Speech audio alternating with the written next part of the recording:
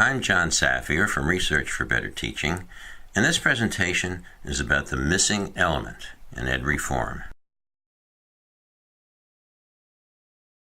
The 70s and the 80s were the decades of curriculum reform. Let's have better curriculum packages with better materials and more potent examples. Let's put them in the hands of teachers and let these improved materials carry the burden of narrowing the achievement gap and improving results for our kids.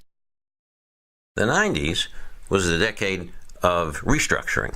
Let's have smaller high schools, student advisories, site-based councils, parents involved in decision-making. The 2000s were the era of standards and accountability.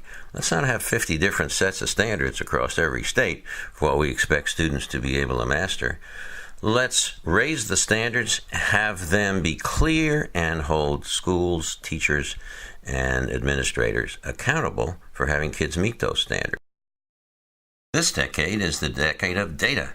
Let's get data on student progress and have teachers learn how to examine it in detail and use it as the basis for improving their practice. And hold everybody accountable for examining that data and make sure that it is the metric that measures how effective we're being in improving results for kids.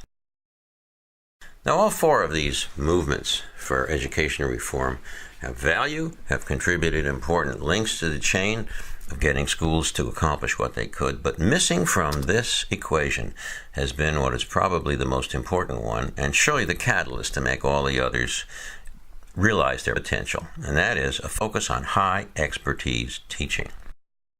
Teaching is much more complex and difficult to do well than most people realize.